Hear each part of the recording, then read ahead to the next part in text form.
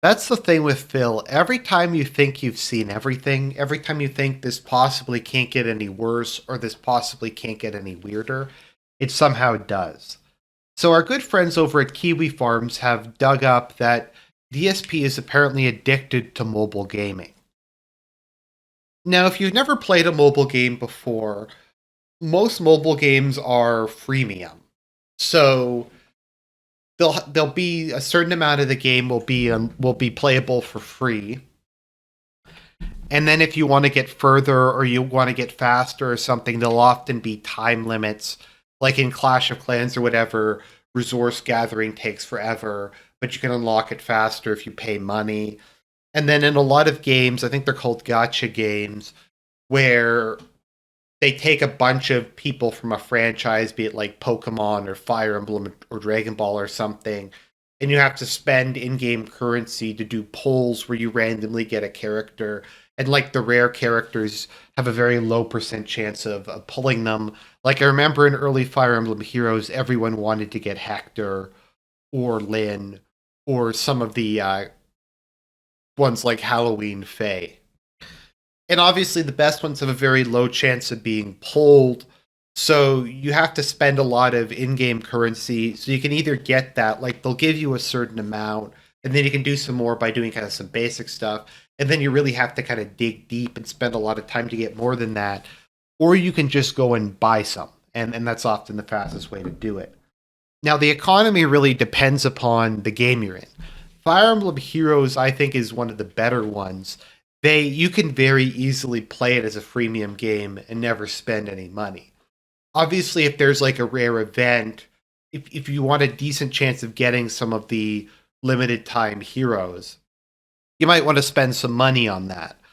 But generally speaking, the game's pretty generous with the in-game currency. There's ways around needing top tier heroes. You can take pretty much a freemium team and do a really good job with it. You can even go and like there's guides online on how to do it.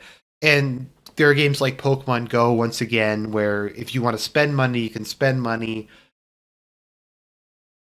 and it might help you, but you can still play it for free. And then there's games like this apparently where advancement in the game is 100% based on money. Where to get anywhere in it, it's based on money. So apparently, Phil is number 4 in this guild called Uselessness. It's funny that his capitalizations is exactly the same as it is on Twitter, but we'll get to that in a minute. So DSP is, I think that's in the world that he's ranked like number 41st in. So this game is like apparently like the biggest pay pig game of all time. Like, let's just cut to the chase. How much money do we think Phil, or how much money do the Kiwis think Phil has spent on this game? Estimates range from $10K to $45,000. Yes, $45,000. I couldn't even imagine spending that much money on Fire Emblem Heroes. That would be enough to get like every hero in the game multiple times over. And I'm Canadian. That's American money. So that's like what I make in a year. No, that's more than what I make in a year. It's more than what I make in a year that this dude apparently spent on this one mobile game. And this isn't the only mobile game he's played. We're pretty sure he bought a bunch of stuff in Pokemon Go. He bought a bunch of stuff in some Final Fantasy game. He used to be addicted to WWE Supercard. He spent so much money on that. He made up this bullshit story about him using iTunes gift cards um for Supercard. I think there's like a Cartoon Network one. There's like a bunch of mobile games that we're pretty sure he's put a bunch of money in. So not only has he probably put like 10 to 40K into this one game, but God knows how much this all adds up to. This could be, I don't know, 50, 60, $70,000 he's spent on mobile games. It's insanity. And I mean, you also have to keep in mind Phil buys at least one lottery ticket a week. I don't know how much lottery tickets are in the United States, but even if that's like $3 or $4, that's still like what, like $150 to $200 a year or something he's spending in lottery tickets. And I'm sure he buys more than that because Phil has a gambling problem. So like this raises all sorts of other questions because like what was it they owed on the condo in Connecticut, like 60 grand or something? This could have paid off the majority of his condo. I'm sure he could have paid off like most of his credit cards. And keep in mind he spent this money over time, so if he had been putting this money towards his credit cards, he wouldn't have to pay the interest on those on the money he didn't pay back. You get what I mean? So let's say his credit card debt is, I don't know, like 60K now. It might have initially only been about 40K, but because he keeps accruing interest on it, it gets worse. So if he had been putting this money towards it the whole time, his situation may not be anywhere near as bad. So it gets weirder and weirder. Now, the Kiwis were doing some digging and they found whenever there was, I guess in other games they call them a banner, but whenever there's a big event that you need a lot of money for, it happens to coincide pretty well with whenever Phil does a begathon. It seems like immediately before or after they have one of these, Phil is in a desperate need of money. He needs $1,000 to get his golden Hulk Hogan or whatever it is. So it's quite possible that a couple of these tax emergencies are actually him begging for money so he can buy stuff in a WWE gacha game. Like it's really fucking weird. The weirdest part is like, so apparently he's on this, he's an officer and like a mod on this guild's Discord server, and he claims that he doesn't know what Discord is, but in one of his live streams, you can see his desktop, and he has Discord on his desktop, so obviously he knows what it is. And the username is They Call Me DSP. And when people were talking to him, he was of course denying it. He said, "I've never played a mobile game, etc."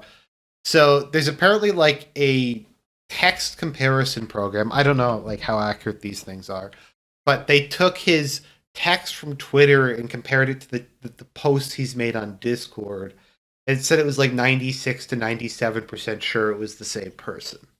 Apparently, it's never failed.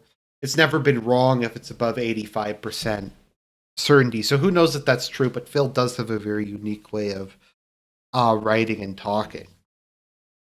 And immediately when people started mentioning the name of the guild on his streams, they got banned.